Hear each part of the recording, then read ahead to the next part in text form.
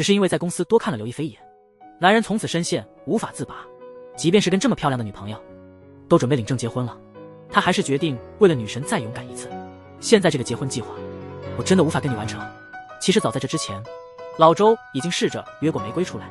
玫瑰跟每个人都相处得很自在，无论去哪儿都很随和，这让老周一度以为自己也许有一线机会。所以在那一天，他拿出精心挑选的礼物，直接勇敢地表白了。玫瑰并没有拒绝，甚至还伸手让他帮忙带上礼物。正当老周心花怒放时，玫瑰却说他要结婚了。玫瑰的哥哥振华劝他面对现实，赶快回去跟女朋友道歉。但老周仍然不死心，他心中的女神，别人说什么都无济于事。像玫瑰这样的女神，追求者都得从这儿排到法国。收到的小熊和鲜花，家里接到的表白电话更是数不清，这让老周女朋友很苦恼。婚宴都订好了，却遭到男友的临时背叛，哥哥实在看不下去了，所以晚上来找玫瑰理论，告诉他周世辉因他取消婚礼了，让他和周世辉保持距离。玫瑰却说是周世辉先招惹的他。就在这时，滋滋恰好来到振华家诉苦，振华坚称老周没有外遇，直到他大声喊出玫瑰的名字，滋滋这才突然明白过来，原来周世辉喊的玫瑰是个人名。他顿时激动了起来，但根据玫瑰自己所述的内容，和老周那天的说法完全不符。他们只是去吃了顿饭，老周确实送了礼物，但玫瑰当时拒绝了，完全不是老周所描述的那样。他并没有接受礼物，也没有要求他离婚，这完全是他自己的幻想。到了第二天，芝芝性感打扮直接去了振华的公司，依旧不断追问振华要个说法。就在这时，玫瑰也走了进来，一听说芝芝又来闹事，立刻冲了上去。神仙姐姐一向都这么霸气，她郑重其事地告诉芝芝，她根本不喜欢那个老头，看他做出这种事，就知道这人根本就是个渣，劝芝芝赶紧和他分手。但是玫瑰显然小看了老周对她的迷恋。第二天，老周甚至西装革履，手捧鲜花，打算在公司公开表白。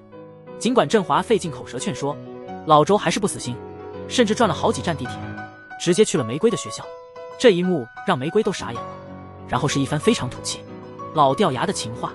对此玫瑰实在忍无可忍，她直截了当地告诉他不喜欢他。等老周回到家时，发现所有家具都被搬走了。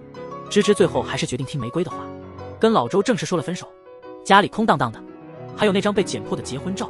渣男最终尝到了苦果，快要毕业的日子了。玫瑰从小就爱画画，所以她第一个投简历的就是艺术公司。刘亦菲的新剧讲的是玫瑰的故事，她竟然遇到了让自己心动的男人。为了能见他一面，甚至在卫生间迅速换装，摘下眼镜，铺点粉底，喷点香水，涂抹口红，然后从包里拿出淡黄色长裙和高跟鞋，化身仙女出现在豪华宴会厅。瞬间所有男性的目光都集中在她身上。终于见到了那个人，话还没说几句，领导突然扔过来车钥匙，叫玫瑰送她回家。今天穿的黄裙子白穿了，搞了半天连个电话号码都没要到。回家路上，玫瑰越想越觉得后悔。第二天，玫瑰找到领导，软磨硬泡，最终又得到了见庄国栋的机会。她换上了一身轻松的格子外套和牛仔裤，想着凭借自己的颜值，这次一定能把他搞定。没想到一进去，玫瑰才发现屋里竟然还有个美女。开会时，玫瑰思索了很久，终于想出了一招求电话的好方法。会议一结束，那个美女立刻上前，主动邀请庄国栋出去。看着他们谈笑自如，玫瑰只能默默跟在后面，恨不得自己动作快一点，甚至回去后还向哥哥抱怨，觉得自己的颜值可能真的过时了。听完哥哥的建议后，决定从打扮着手。今天的装扮比昨天还要精致，故意最后一个到，成功吸引了所有目光，还要懂得制造冲突，不管对方说什么，玫瑰都要提出反对意见。会后，玫瑰甚至走在庄国栋前面，这招真的引起了他的注意。第二天，玫瑰突然听说那个美女在夸奖自己和庄国栋的约会，她不仅和庄国栋共进晚餐，还得到了他送的点心。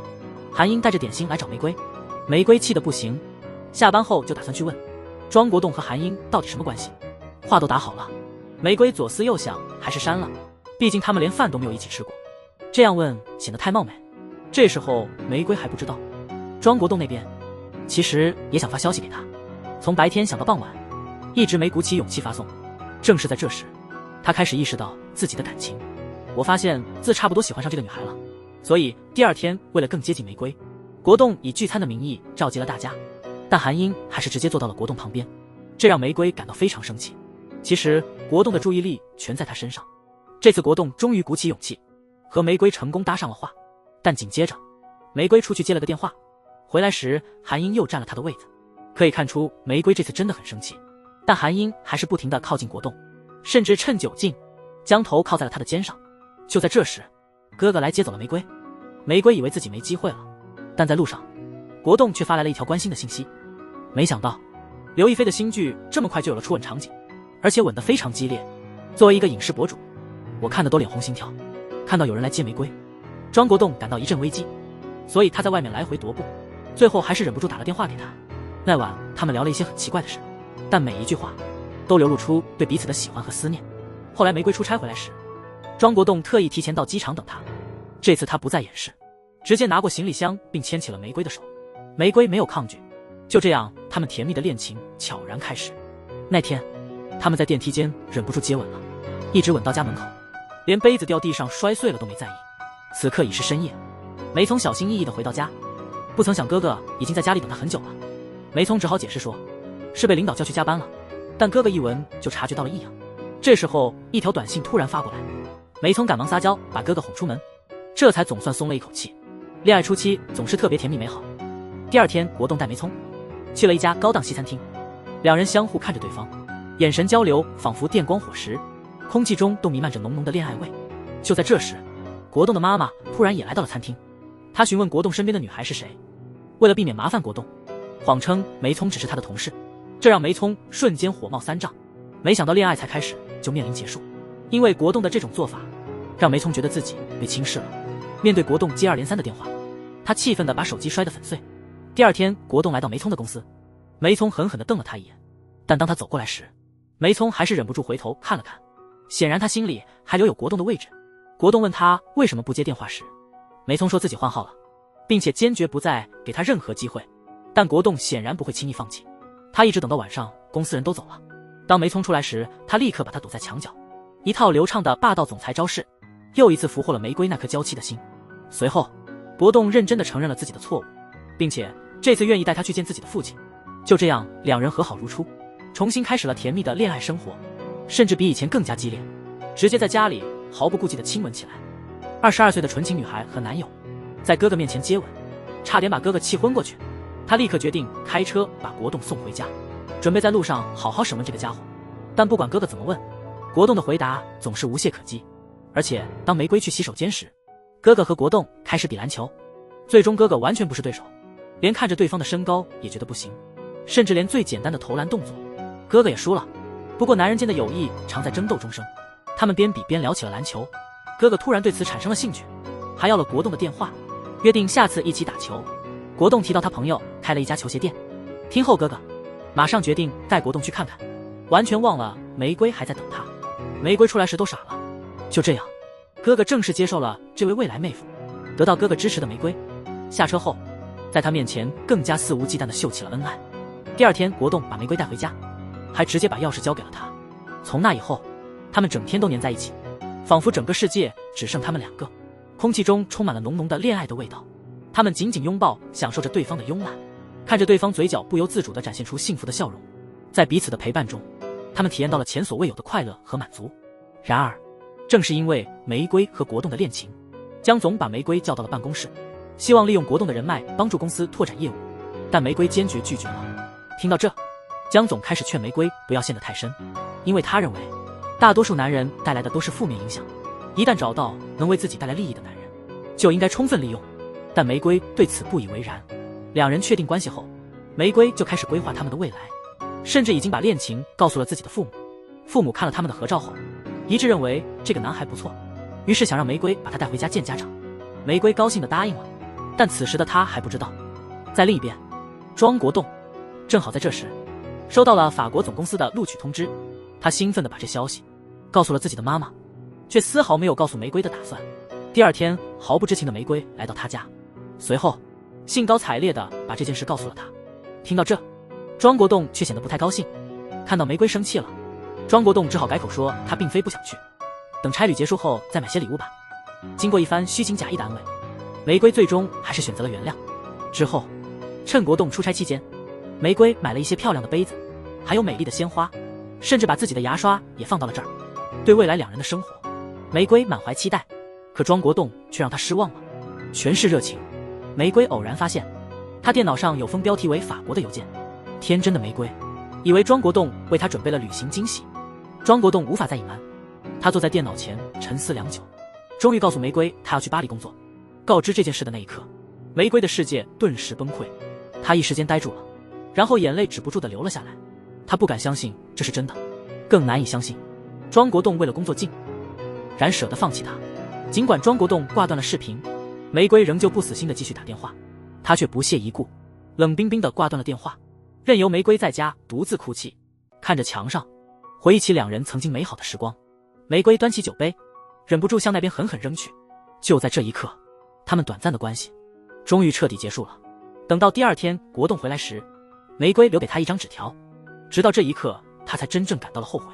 因此他很早就来到了玫瑰家门口等候。当看到玫瑰出现，他又试图用那套霸道总裁的手段想让玫瑰屈服于他，但玫瑰这次已经下定了决心。自从在公司被国栋伤害之后，他一怒之下砸了国栋的家，便坚决决定要和他分手。随着几天的时间流逝，虽然玫瑰试图忘记这段关系，但她的思绪还是不由自主地飘向他，甚至在工作时也会不自觉地走神。国栋的心情也复杂难平，回想起那天对玫瑰说的冷酷话语，他深刻地意识到了自己的错误。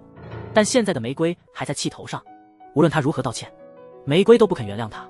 两人每天都在屏幕前痛苦万分，却又无计可施。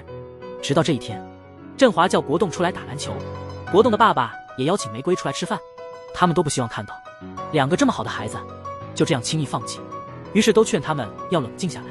起初玫瑰和国栋都不接受，直到两人都被问到同样一个问题：你现在还喜欢对方吗？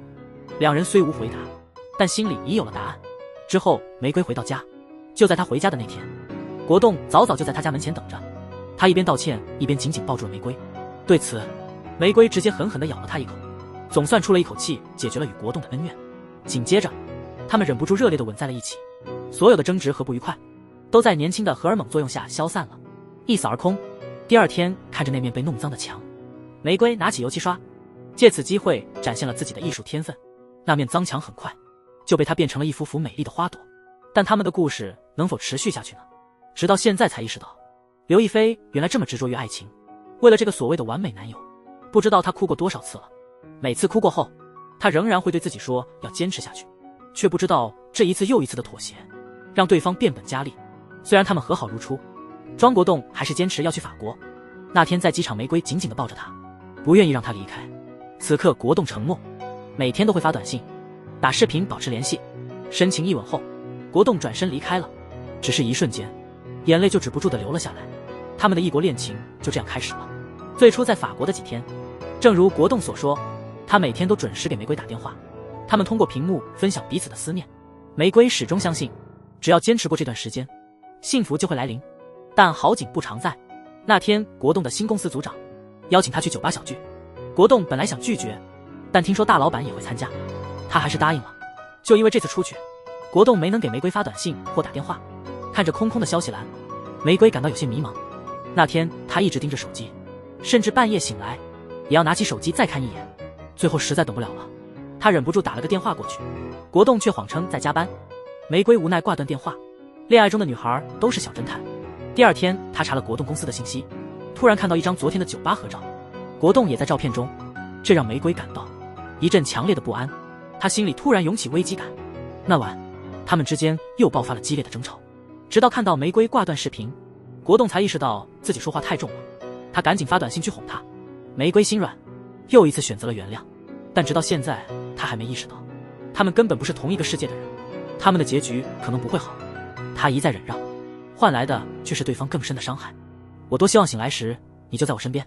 正是这句话让玫瑰再次选择了原谅。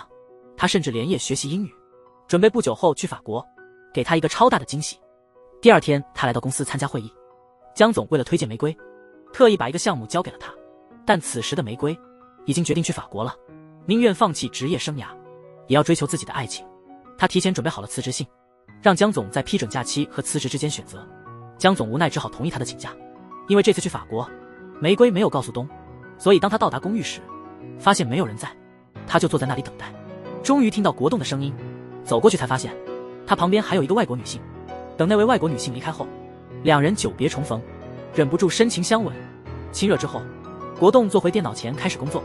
玫瑰好奇地走过去看，聊着聊着，国栋突然说了一句玫瑰难以接受的决定。玫瑰简直不敢相信，她万万没想到国栋为了自己的未来完全不顾她的感受。看到这，玫瑰终于清醒，这场梦幻般的爱情也是时候结束了。这一次她没有大闹，反而很平静地接受了。等到第二天，国栋的行为更加令人无法接受，因为他下午3点要开会。他早早地叫醒了玫瑰，仿佛在完成一个任务。他带着她在法国到处逛，到了卢浮宫，玫瑰兴奋地向国栋介绍艺术品，分享看到美术品的喜悦。但国栋因工作总是忙着看手机，逛街时也在看，吃饭时也不例外，甚至到了埃菲尔铁塔，为了节省时间，他随便拉了个路人，匆忙地帮他们拍了张照片，一切都显得很敷衍。玫瑰却只是淡淡一笑，他已经明白他们根本不是同一个世界的。晚上的时候，国栋带着玫瑰去参加了一个公司聚会。玫瑰特意换上了漂亮的礼服，希望以最佳形象出现在国栋妈妈面前，没想到却遭到了冷遇。阿姨您好，露露也在，一会儿我去打个招呼。提到的露露是国栋的前女友，他根本没把玫瑰放在心上，这才发现原来哥哥和万茜才真配。之前因为调查玫瑰晚归，哥哥偷偷跟到了他公司，那是他第一次见到玫瑰的同事小鹿。为了掩护玫瑰，小苏假装是他的老板与哥哥周旋，争执中甚至爆了粗口。但奇妙的是，缘分就这么到了。这边两人因这次争吵开始结怨。第二天，哥哥上网买了个2手哑铃，费了好大劲才找到一个又便宜又实用的。到了卖家楼下却愣住了，刚见面，两人立刻进入了对峙模式。争吵一番后，钱货两清。正当振华准备搬走哑铃时，箱子突然垮了，砸到了振华的脚，这让小苏乐得不行。他边笑边把振华送往医院，幸好只是皮外伤，并没有大碍。但振华就是不愿意就此罢休，坚持要小苏负全责。小苏扔下他就走了。第二天，振华还是不死心，连发了10条验证消息给他。小苏勉强通过后，振华才发现对方通过验证只是为了拉黑他，这让振华气得半死。经过一番纠缠，小苏无奈只好按振华的要求到他家里看望伤者。小苏到了没2分钟，看到振华没事就准备走，振华不愿意，还是像个孩子一样坚持让他负责。小苏马上看穿了他的心思，振华听后尴尬了，改去厨房给小苏泡茶。不料脚还没完全好，结果弄得更严重了。两人又一起去了医院，结果并非如振华所愿，医生说水温不高，没什么大碍，脚最多3-5天就能恢复。振华听后有些懵，没想到还没让小苏照顾呢，脚就快好了。两人在窗口争着付账，因为50块钱，他们又开始吵架了，连护士都看不下去了。就在这时，小苏说手机可能忘在振华家里了。振华立刻抓住了这个反击的机会，终于迎来了分手的时刻。只是对于玫瑰来说太苦了，她第一次这么真心的付出，最终却得到了这样悲惨的结果。国栋带着玫瑰去见他妈妈，妈妈不但没有表示祝福，反而故意让国栋去和前女友打招呼。尽管知道玫瑰会不高兴，国栋还是顺着妈妈的意思去了，结果把玫瑰一个人留在外面。瞬间，一种深深的无力感涌上心头，他不知道自己哪里做错了，还是从一开始就看错了人，心里充满了委屈，却无处诉说。所以第二天一早，玫瑰决定离开这里。她默默地换好衣服，细细打量了屋子一圈，然后不舍得走到床前，看着曾经深爱的那个人。但无论如何，现在玫瑰必须做出决定了。她亲吻了国栋的脸颊，然后拉着行李独自离开。等到国栋发现玫瑰已经走了，他并没有立刻出门寻找，只是敷衍地发了一条关心的短信，接着接到公司的电话就去工作了。下班后发现玫瑰还没回信息，他本能地以为玫瑰又在生他的气，不耐烦地连发了几条抱怨的短信。但这次玫瑰选择了不回应。玫瑰终于醒悟，所以当天回家后，他立刻视频给国栋打了过去。此时国栋正因为工作升职，很快就能在法国永居，感到非常高兴。看来这些天的努力，玫瑰根本无法改变他的想法。经过深思熟虑，他还是提出了分手。国栋竟然毫不犹豫就答应了。玫瑰盯着被挂断的视频，几乎要哭出来，但是那一点剩余的自尊让他强忍住了眼泪。离开公司的时候，天开始下雨，玫瑰就这样大步走出去，让雨水彻底湿透他，任由悲伤在心头泛滥。但幸好一切都已过去。第二天，玫瑰回到他和国栋曾经住过的屋子，他开始整理自己的东西，然后买了一桶白色油漆，他要抹去所有剩余的回忆，彻底把它们抹掉。刘亦菲新剧中的第2个渣男终于登场了。林更新给玫瑰的伤害远比庄国栋严重多了。玫瑰和庄国栋分手后，他辞职来上海读研，只是在人群中看了玫瑰一眼。林更新扮演的小芳一见钟情，从此以后，他的目光就一直没有从玫瑰身上移开。就在这时，学校里一直喜欢小芳的胡林赶过来了，他邀请小芳去看电影，但小芳的脑海里全是玫瑰的身影，他直接拒绝了他的好意。玫瑰一边在学校学习心理学，一边在德国啤酒屋当服务员，希望能多锻炼一下自己。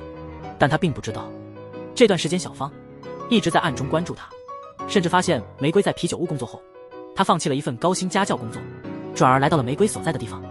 有一天，一个上海客人点菜，玫瑰听不懂他的话，客人就开始责怪他。这次意外成了小芳搭话的机会，小芳终于找到机会和他说话，因为玫瑰学的是心理学。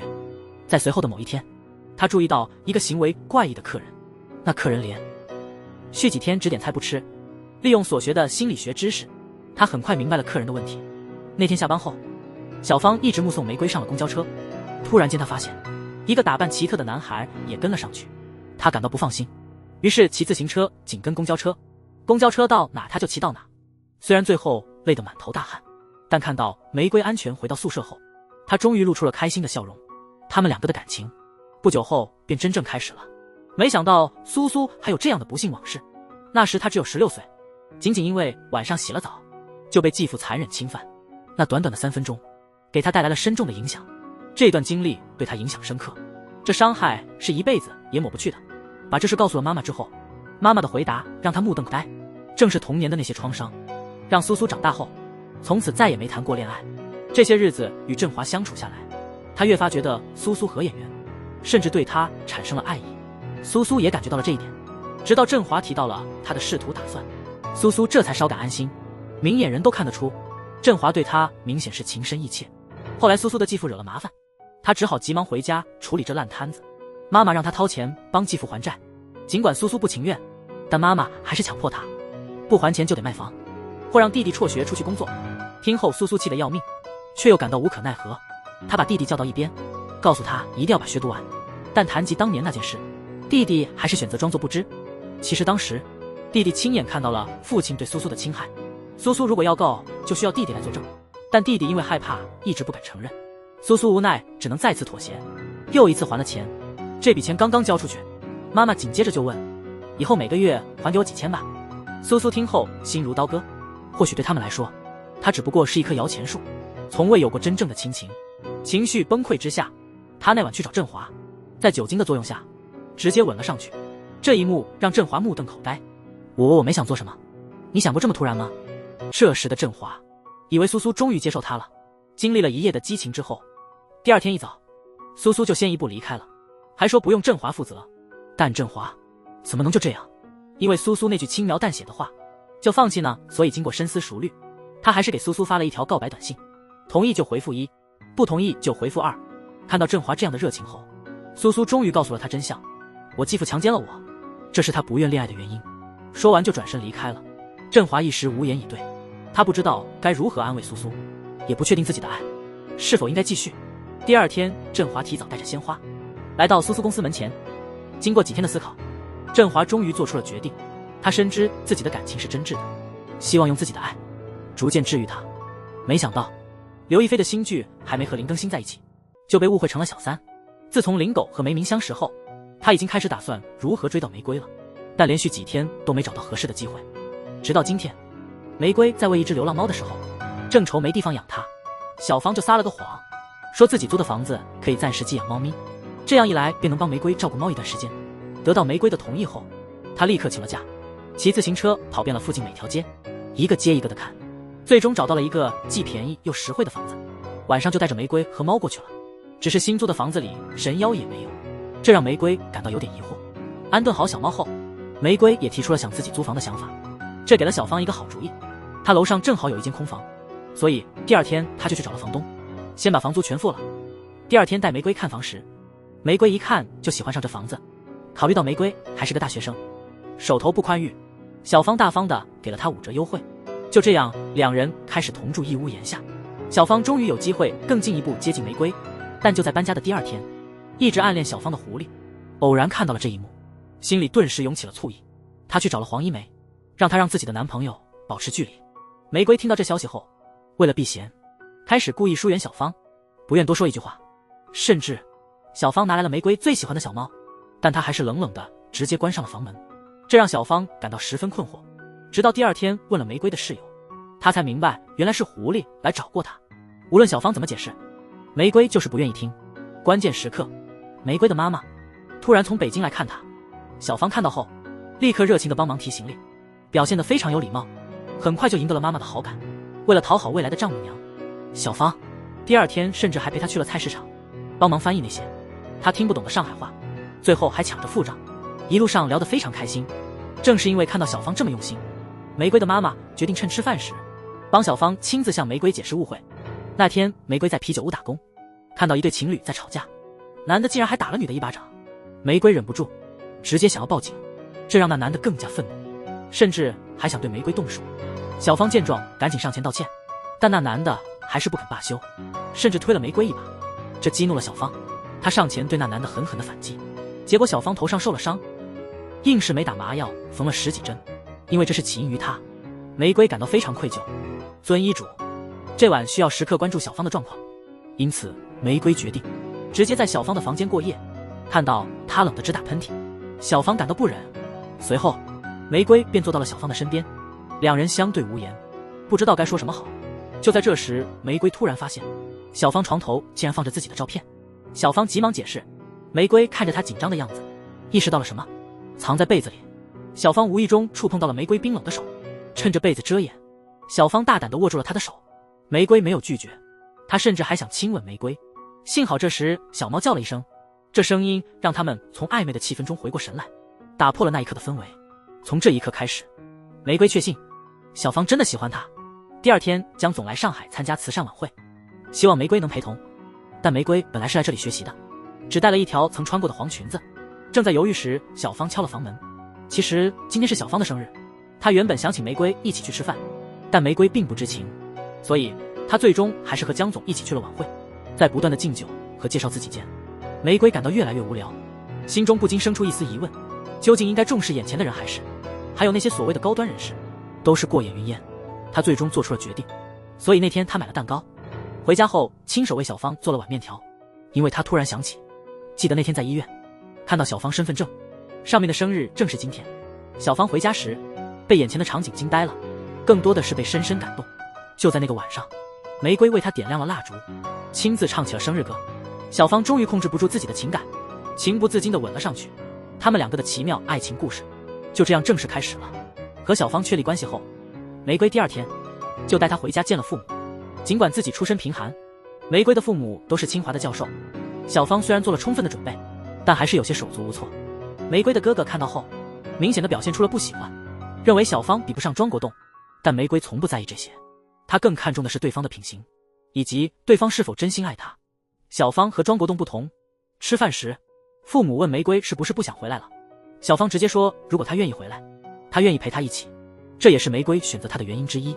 从小芳的行为和态度来看，玫瑰能深切感受到她对自己的爱。然而小芳一走，玫瑰的爸爸也像哥哥一样不怎么喜欢玫瑰的新男友。对于自己愿意去北京的决定，小芳表现得比国栋更圆滑。一番对话下来，不仅没有让玫瑰感到内疚，反而让她感受到了很大的温暖。有谁会不喜欢一个既帅气又坦诚的大男孩呢？玫瑰也用行动证明自己的选择没错，所以经过深思熟虑，她决定留在上海工作。但苏苏听后却不以为然，觉得她明明已经经历过一次那样的分离，现在怎么还这么天真？对此玫瑰并不理会，她认为苏苏之所以这样说，是因为她曾被伤害过，还建议苏苏去看心理咨询师。苏苏一听这话，立刻气愤不已，随即掉头就走。面对方杰文提出分手，玫瑰不但没同意，反而把自己的30万积蓄全给了他。但这样全心全意的爱，真的能得到好的回报吗？自从小芳与玫瑰确立关系后，除了偶尔感到自卑，其他的表现几乎完美，每天都给玫瑰准备美味的饭菜，洗碗也从不让玫瑰动手。那天玫瑰下班时，正好下起了大雨，打开包才发现小芳已经为她准备好了伞，一切看起来都那么无懈可击，让他们的感情更加牢不可破。随着日复一日的相处，关系变得越来越亲密。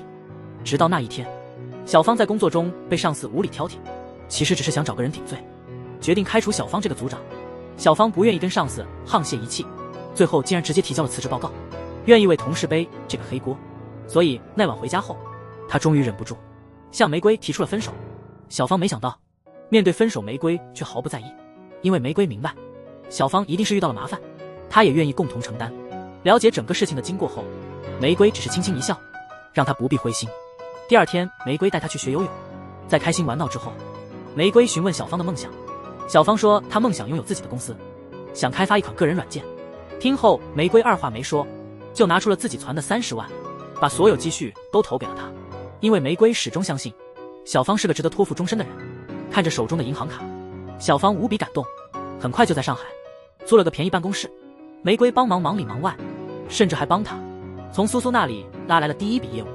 看到小芳的启动资金还不够，玫瑰特地跑回北京向哥哥借了更多钱。此时的玫瑰却还不知情，庄国栋已经从法国回来了。他一回来就开始向父亲询问有关玫瑰的事。得知玫瑰已经有男朋友，他显得很不高兴。父亲此时劝他要理解，哥哥振华也不是完美的，哥哥的人设有很多问题，特别是界限感差，在他身上体现得非常明显。尽管已确定和苏苏的关系，有一次去钓鱼，偶然遇到6年前的相亲对象，本应简单打个招呼就好，振华却开始打听人家的私事，询问对方是否有对象，临走还表现得依依不舍。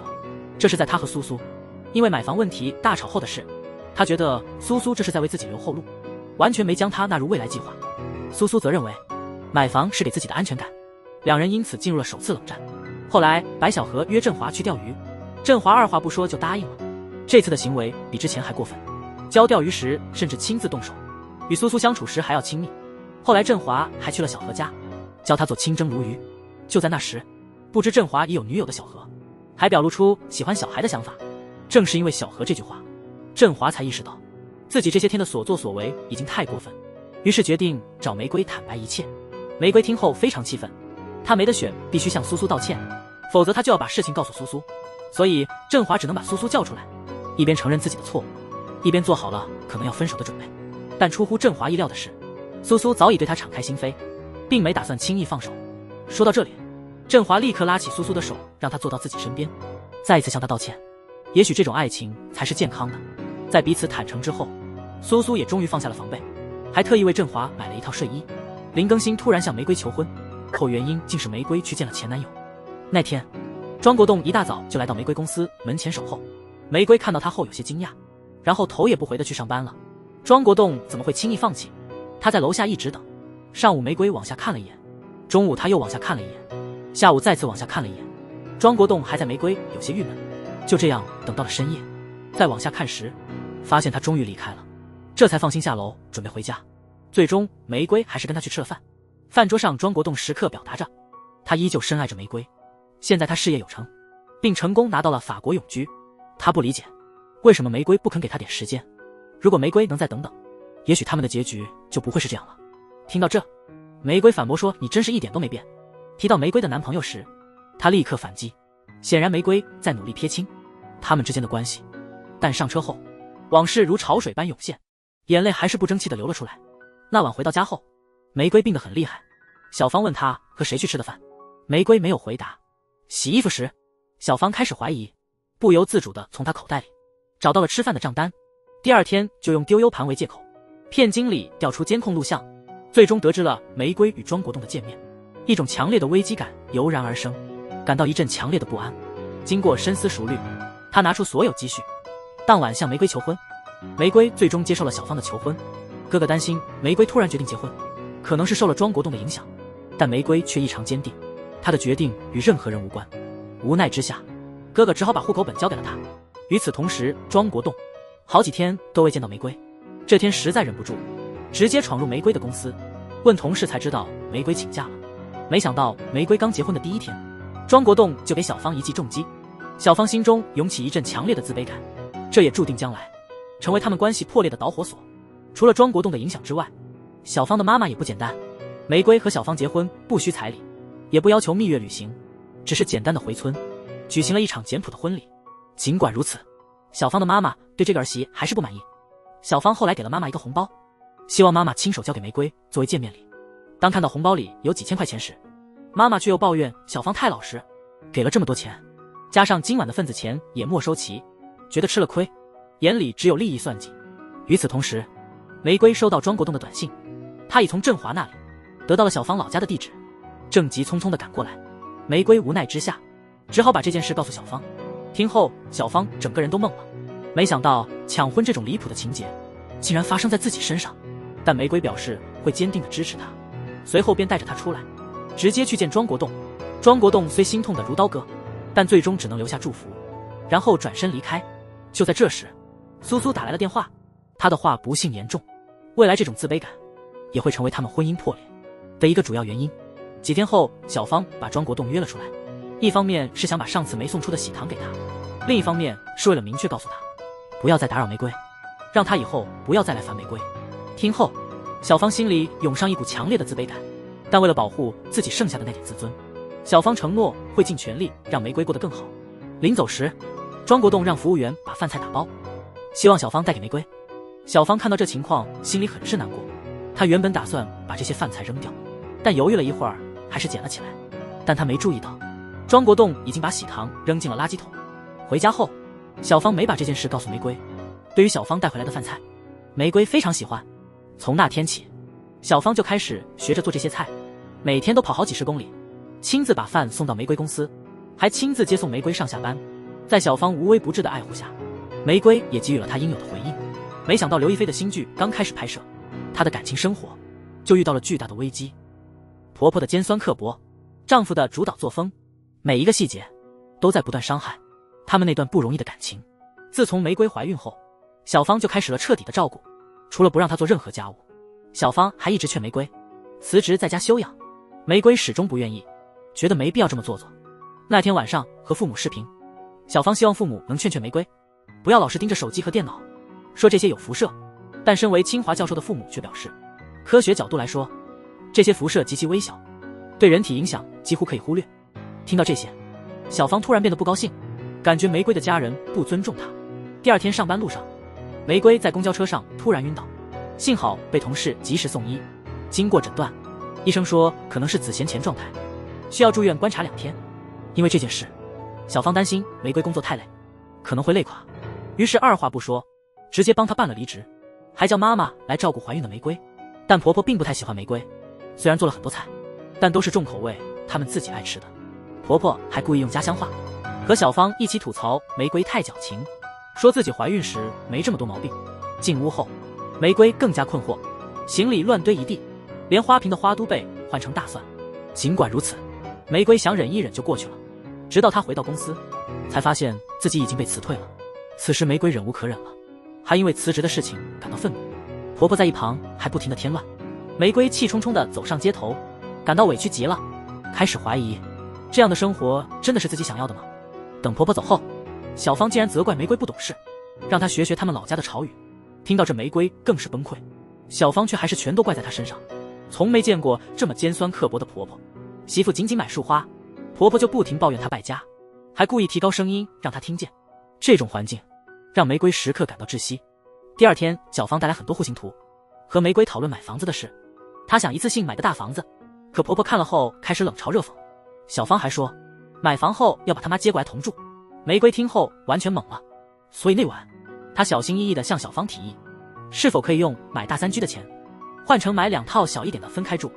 但是小芳对玫瑰的想法根本不在意，她说买2套小房子的成本会比1套大房子还要贵。玫瑰只好安慰自己，忍一忍就过去了。但让她崩溃的事情还有很多。她的婆婆实在让人头疼，竟用玫瑰的数电锅把不吃的剩菜喂猫，还总是在玫瑰工作时过来打扰。玫瑰被她晃来晃去的弄得头疼，索性就躲到了楼下。没想到才过了一会儿，婆婆竟然跟了下来，不管玫瑰的感受，径直打开了电视，突然大笑一声，差点把玫瑰吓个半死。玫瑰真的没办法了，只好换了衣服想出去避避风头，但婆婆根本不给她机会。幸好玫瑰跑得快，才没有被婆婆追上。直到走到外面，呼吸到新鲜空气，那种压抑感才终于缓解了一些。玫瑰一边吃面包一边看书，感觉到了难得的幸福。在回家的路上，玫瑰看到路边的花摊，因为喜欢就买了几束。回家刚到家就被婆婆数落一通。尽管如此，看到小芳买房子的首付不够，她还是拿出了自己仅有的2万积蓄，以至于第二天出门时，玫瑰看到一幅很喜欢的画，翻遍钱包连50块都没有。玫瑰感到非常委屈，只好打电话给苏苏寻求些安慰。那天玫瑰的父母从北京赶来看望她，玫瑰一见到他们就哭着抱住了。这一幕却让那个恶婆婆心里很不是滋味，她认为玫瑰哭是在埋怨他们母子俩没照顾好她，用家乡话冷嘲热讽。但实际上，玫瑰和父母说的都是他们的好处，可惜不管怎么努力，似乎都白费。玫瑰妈妈教小芳做玫瑰喜欢的菜，婆婆敏锐地捕捉到了这一点，没想到黄牡丹竟然还有这样暴躁的一面，因此对着苏苏大发雷霆。她怎么会知道？苏苏一看到浴缸，就会回想起那段童年被继父侵犯的痛苦记忆。今天苏苏买的新房子终于交房了，当初买房时振华并未参与，作为建筑师的他决定这次装修必须由他亲自负责。苏苏也很高兴地答应了，但在此之前，他特别提醒振华不要装浴缸。经过振华3个月的努力，一个温馨美好的家终于建成。起初苏苏对这个新家挑三拣四，嘴里还不停夸赞振华的审美，直到看到卫生间的那个浴缸，苏苏立刻变得不高兴。这时振华还没意识到苏苏为何不想要浴缸。到了晚上，苏苏便叫人把浴缸拆掉，这让振华感到非常生气，觉得苏苏完全不尊重他的辛苦，两人因此大吵了一架。看着振华愤怒的离开，苏苏才意识到问题出在自己身上。振华并不知情，经过深思熟虑，他决定亲自去振华家道歉。振华看后也开始反思，他说应该更尊重苏苏的想法，还开始谈论洗澡的好处，这却不小心触碰了苏苏的伤口。直到这一刻，振华才突然明白，原来苏苏不想要浴缸的真正原因。真没见过这么恶劣的婆媳关系，生孩子的时候居然不让用无痛分娩。玫瑰痛得几乎要晕过去，他们外面却还在犹豫不决。最后在玫瑰哥哥的压力下，小芳不得不签了同意书。幸好最后母女都安全，玫瑰终于有了自己的孩子。玫瑰刚生完孩子不久，那个恶婆婆就开始挑剔这个那个，完全不把儿媳放在眼里。除此之外，婆婆还因为玫瑰生了女儿不是儿子而嫌弃，说什么都要回老家，不再照顾她了。这番话恰好被苏苏听到了，苏苏这才突然明白为何玫瑰每次电话都在哭。小芳带苏苏去公司参观，她为玫瑰的成就感到骄傲，觉得其他人能给的她也能给，其实就是想向玫瑰的前男友证明自己，这是一种与生俱来的自卑。哥哥看到玫瑰现在的居住环境，觉得上下楼不方便，特别是那次不让玫瑰用无痛分娩的事，他对小芳家非常不满，直接大声嚷嚷要给玫瑰租个更大的房子。苏苏试图劝他别这么看问题，两人因此又吵起来了。晚上回家时，苏苏终于向他解释了原因，小芳实在是太自卑了，不能就这样怪她。但好在有了孩子后，玫瑰的情绪比较稳定，小宝宝的到来让她心情好多了，期间还特意去考了教师资格证，打算以后回去工作。但这让小芳不太高兴，她觉得玫瑰应该在家好好带孩子。刘亦菲和林更新的新剧终于到了离婚的那一刻，不是因为一时兴起，而是因为一些小事积累的失望。自从玫瑰为小芳生了女儿后，她就不愿意让玫瑰去工作，但玫瑰总想找点事情做，就因为这个，两人经常大吵大闹。小芳甚至觉得玫瑰如果真的无聊，就再生一个儿子。玫瑰不同意后，小芳便开始冷嘲热讽。正是因为这件事，从那以后，玫瑰就没和小芳再住在一起，她每天都待在书房里，继续寻找各种工作，这反而更加激怒了小芳。那晚两人又是不欢而散。第二天，因为苏苏和他哥哥要分手，玫瑰需要回北京，他请小芳帮忙看2天孩子，但她怎么也不愿意，还批评玫瑰没有责任感，说她不懂得好好生活，无论说什么都是尖酸刻薄。玫瑰最终只能挂断电话，带着女儿匆匆返回北京。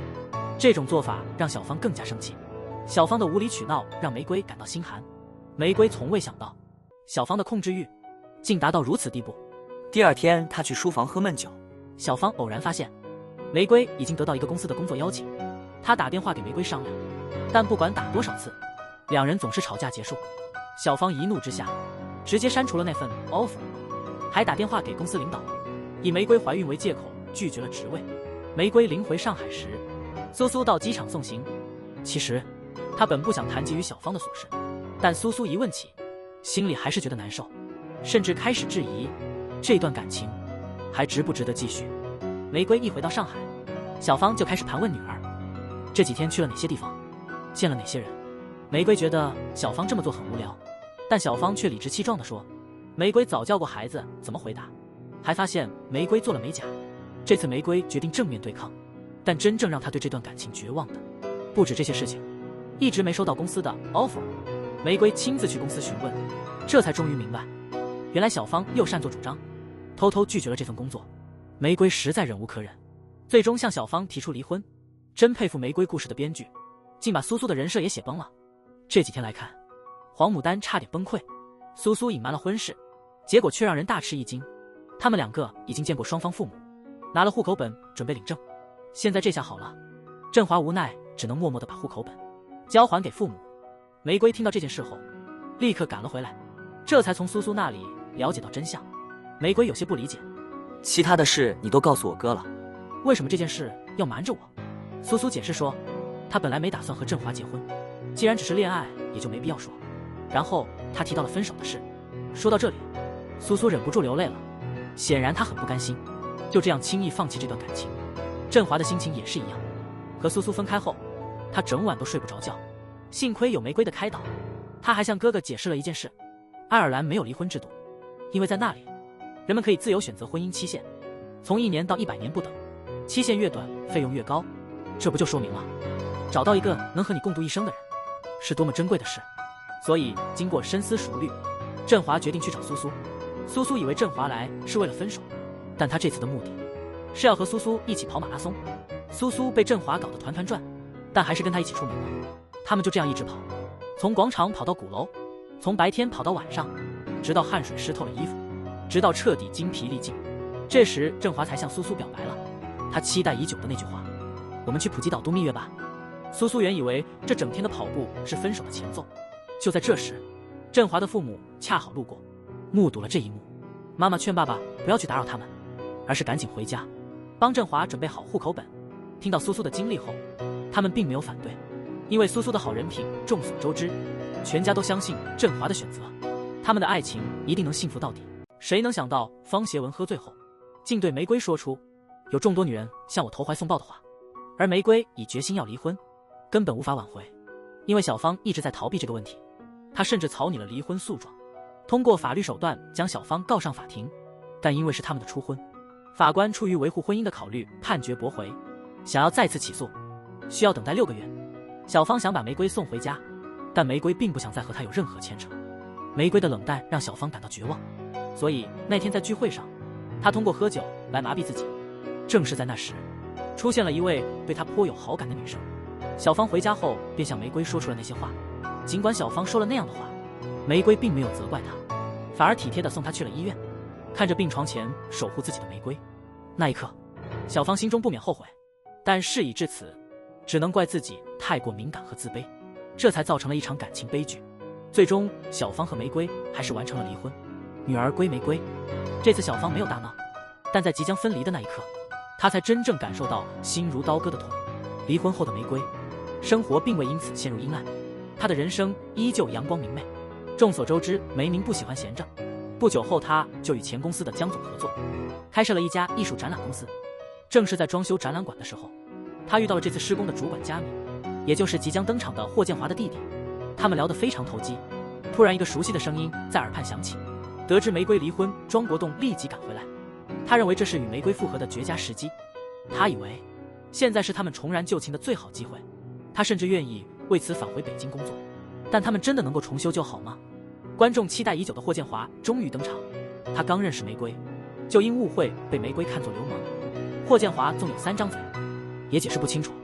他们相遇的故事，得从玫瑰的艺术展说起。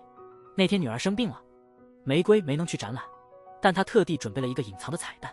只有霍建华扮演的佳明注意到了这个细节，他拿着一个玫瑰图案的钥匙，在展馆里寻找线索，最终打开了一扇对应的门，发现了玫瑰精心布置的惊喜。穿过漫长的走廊，一幅画作映入眼帘。佳明坐在画对面细细观察，他就这样看了一整天。最后在画作左下角发现了落款，发现是黄一梅的作品后，他笑了。他们之间的奇妙关系，其实从这一刻悄悄开始了。第二天，佳明的弟弟打电话给玫瑰，告诉他修改了那幅画，叫玫瑰快去看看。玫瑰立刻赶往那里，这一幕让他目瞪口呆。画上突然多了一个贝壳，他拿下贝壳的时候，周围隐藏的音乐盒开始播放音乐，瞬间，玫瑰觉得眼前的画似乎活了起来，她不由自主地开始跳舞。她对这个佳明充满好奇，于是那晚就直接去了他的酒吧。尽管他们未曾见面，但仅仅一眼，他们就彼此认出了对方。可能这就是所谓的频率相投，共同的兴趣也能迅速拉近彼此的距离。那晚佳明为玫瑰煮了面，他们聊了很久关于艺术的话题，但更吸引他们的是彼此心灵的共鸣。然而就在玫瑰准备离开时，突然在佳明的桌上发现了一盒壮阳药。玫瑰误以为佳明对她有不轨之意，实际上情况并非如此。佳明怎么解释，玫瑰就是不相信。对这种让人反感的误会，玫瑰不愿再与他来往，但佳明怎能就这样放弃？第二天他直接去了玫瑰女儿的幼儿园，假装与玫瑰偶遇，然后他拿起手机告诉玫瑰，那药不仅能治疗阳痿，还能用来治疗心脏病。刘亦菲的灵魂伴侣很快出现，她迅速爱上了第三个男人，两人在夜色中小船上热烈亲吻。林更新好不容易追到的女神霍建华却轻轻松松就把她追到手，她的魅力似乎一点也没减。佳明因吃伟哥和玫瑰产生了笑话般的误会，他决定用重新和玫瑰和好作为赌注，投入了他的女儿这个筹码。几天下来，他们的相处非常融洽，女儿也真的开始喜欢这个新叔叔。这个意外出现的叔叔，他们一起弹琴，一起共进晚餐，甚至一起埋葬了逝去的小兔子。他们坐在一起，看上去就像一家三口一样幸福，似乎只差一层窗户纸未捅破。第二天晚上，佳明把玫瑰的女儿叫到台上，两人一起唱着童谣，气氛顿时活跃起来。佳明于是拉起玫瑰的手，两人在场中起舞，玫瑰久违的尽情舞动，直到女儿累得睡着，他们才想起该回家了。在临走前，为了确保玫瑰和女儿的安全，佳明骑上摩托车，一路紧跟在他们后面。经过红绿灯时，他们深情的对视，那份心底的暗恋似乎很快就要爆发。第二天在展厅，玫瑰看着那象征爱情的雕像，嘴角情不自禁的上扬，露出了微笑。苏苏立刻就察觉到他恋爱了，这个消息迅速传到了他哥哥的耳中，哥哥决定为妹妹好好把关。第二天他便组织了一次露营，一见到佳明，他就直接跳上了玫瑰的车。一路上他和孩子玩得非常开心，玫瑰看着都感到一阵温暖。没想到离过婚后还能遇到这么让他心动的男人。那天甜蜜地度过了一段时间后，到了傍晚，他们终于忍不住了，打破了最后的防线。在这场激烈的亲吻中，他们的爱情在此刻萌芽，正式开启了他们的爱情故事。有着共同的爱好，共同的兴趣话题，相处也非常自在。这样心有灵犀的两个人走到一起是顺理成章的。佳明开始教玫瑰打架子鼓，坐在他摩托车的后座上享受晚风。业余时间，佳明也会帮忙照顾孩子。第二天参加佳明弟弟的婚礼，甚至玫瑰的父母也对佳明评价很高。然而当大家为新人的结合欢喜时，楼上的佳明突然感到心悸，他的心脏病发作了。没想到刘亦菲的新男友这么快就被林更新发现了。更糟的是，他才刚和佳明开始恋爱，佳明因为先天性心脏病紧急入院。那天玫瑰整个人都傻了，看着躺在医院病床的佳明，眼泪不停地掉下来。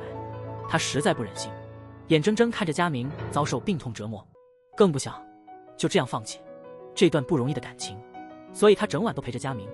佳明醒来后也开始后悔自己的自私，但即使这样，玫瑰还是没有退缩。她现在关心的不是感情的去留，而是怎样才能彻底治好佳明的病。就在那时，苏苏安慰他回去好好睡一觉，睡醒后再考虑最坏的情况。最坏的情况，玫瑰不愿看到。连小初在家也一直很关心佳明的安全，玫瑰的父母就更不用说了。玫瑰很奇怪，他们为什么这次不劝自己就这样放手？但爸爸的话让他深有感触，过自己想要的生活，做自己认为对的事。人生一世，只要问心无愧，活得坦荡，就没有什么对错。所以那晚，玫瑰又一次去了佳明的病房，她已决定要陪佳明走到最后。尽管佳明躺在病床上，还是不忘讲笑话让玫瑰开心。但就在玫瑰觉得佳明的情况还算可以时，佳明却突然提出分手。这样的亲妈真是闻所未闻，女儿竟然被继父侵犯了，她却装作什么都不知道。这秘密隐藏了这么多年，她还觉得自己一点没错，竟然还把责任推到苏苏身上。当得知苏苏和振华结婚后，妈妈马上拎着大包小包，悄悄地来到振华家，表面上说是来看望女儿和女婿，实际上是来向振华要彩礼的。因为他们结婚时没举行婚礼，振华也没表态，所以当听说要20万时，他二话没说就答应了。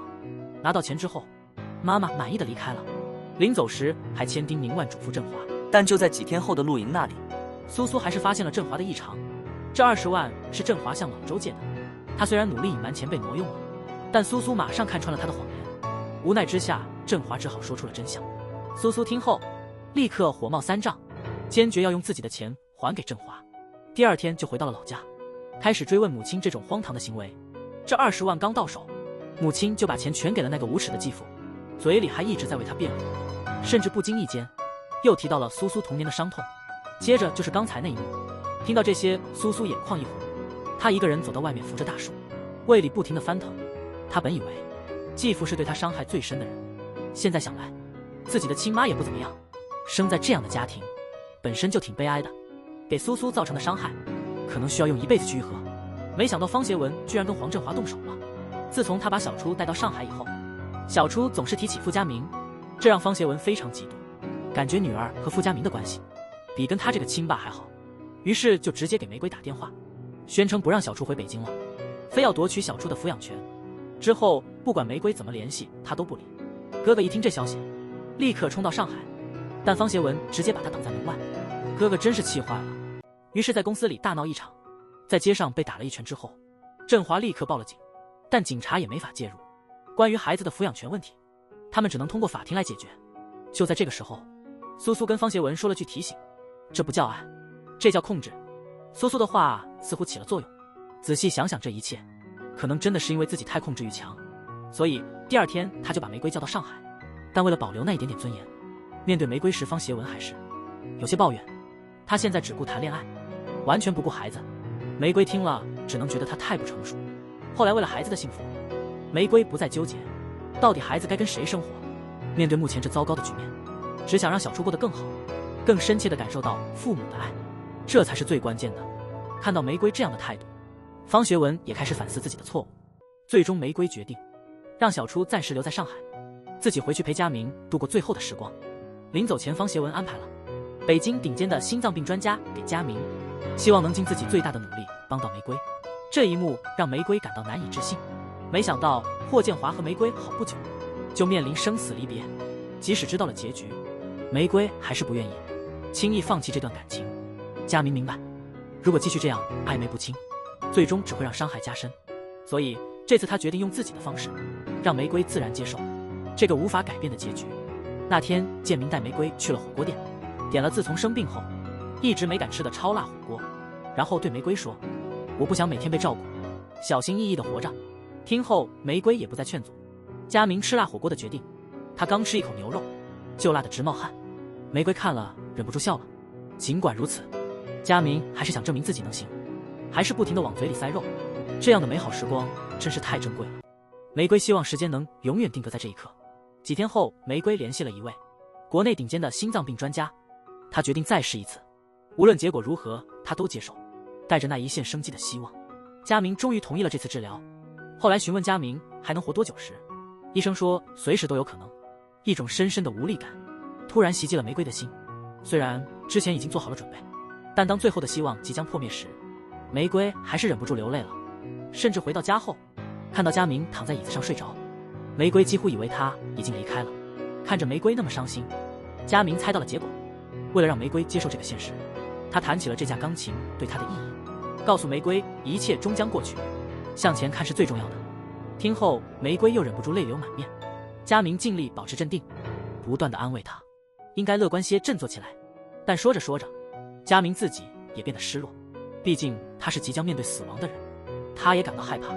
看着玫瑰，佳明直接吻了她，他们紧紧拥抱，一起诅咒这不公的命运。但这就是现实，他们只能默默接受。最后佳明开始谈及自己的遗愿，他因为心脏病从未爬过山，但为了玫瑰的艺术展，他想在山顶录下风的声音。所以在生命的最后镜头中，他们决定再来一次疯狂的冒险。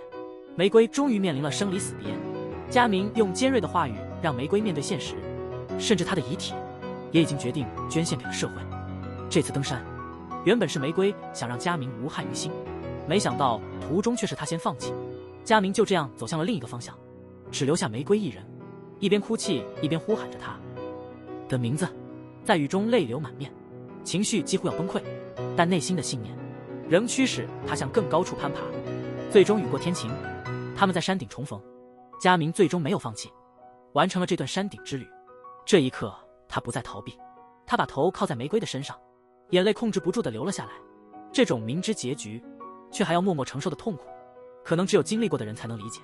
玫瑰抱着佳明坐在山顶，让微风自由地吹拂他们的脸庞。佳明就这样静静地离开了，没有留下任何遗憾。之后，玫瑰回到了他们缘分起始的画室。一瞬间，所有回忆如跑马灯般闪过，他们的点点滴滴如此美好，如此令人向往。但现在回想起来，这一切似乎只是一场梦。多年不见的白小河突然有了个儿子，这孩子长得特别像他，甚至开始怀疑这孩子是不是自己的。晚上看《无间道》时，振华越想越觉得事有蹊跷。他翻出白小河的相册仔细看，难道是那次钓鱼后的一场误会，在一片迷糊中发生的错误？为了查清真相，第二天他特地去幼儿园堵住那孩子，询问了他的年龄，还确认了他确实无父。孩子的年龄和那次钓鱼的时间正好吻合。振华越想越觉得不对劲，于是叫来老周，让他仔细辨认，看看他们俩像不像。这个疑惑让振华夜不能寐，总梦见白小河向他靠近。这样下去，可能还没肉体出轨，精神就已经出轨了。为了弄清楚真相，他决定找白小河当面问清楚。但白小河也明白，振华已是人家的丈夫，为了避免嫌疑，他拒绝见他。振华只能电话里直接问孩子的来历，这才终于弄清楚了一切。真是太离谱了，简直是开了离谱的大门。离谱到极点，振华的形象全被导演搞砸了。可是刚松了一口气，第二天见到苏苏，又发生了更严重的事。没想到苏苏的继父60岁了，还做出这种禽兽不如的行为。苏母居然还厚着脸皮向苏苏要钱，帮继父脱罪。这一次，苏苏决定不再轻易放过他，他要利用这次机会，帮那个女孩一起将继父告上法庭。苏苏第二天叫来了弟弟，询问继父这段时间是怎样诱骗那个女孩的。更让苏苏头疼的是，女孩的家长不想告继父，而是打算借此机会要30万赔偿，这样既能拿到钱，又能保护女儿未来的声誉。之后，振华问弟弟有没有女朋友，弟弟脱口而出，他不会把任何女孩带回家，让他们见到父亲。这一刻，他们都愣住了。明明是个罪大恶极的人，为何到现在还没受到应有的惩罚？可能是因为同情姐姐，或许是良心难以平静。弟弟最终还是全部告诉了苏苏，可苏苏的事情已经过了法律追诉期，弟弟恨自己说得太晚。晚上苏苏去了那个女孩的家，她的父母只知道钱，根本不打算报警。看到这一幕，苏苏眼眶泛红，她不愿看到自己的悲剧在这个女孩身上重演，所以她极力劝说他们一定要报警，并解释说通过诉讼同样可以获得应得的赔偿。苏苏甚至愿意自己支付这笔费用。听后，女孩的父母终于被打动。等到晚上回到家，继父已经被警察带走了，但他的母亲仍然固执地说他是被冤枉的。苏苏也把继父猥亵自己的事告诉了警察。通常如果是猥亵罪，可能只判3年，但如果是惯犯涉及多起猥亵，法律会对他的刑罚加重。这时候小杰已经在警察审讯室里了，他把当时的事情全部如实告诉了警察。听到这些，母亲顿时愣住了，但这一切也都是他自己造成的。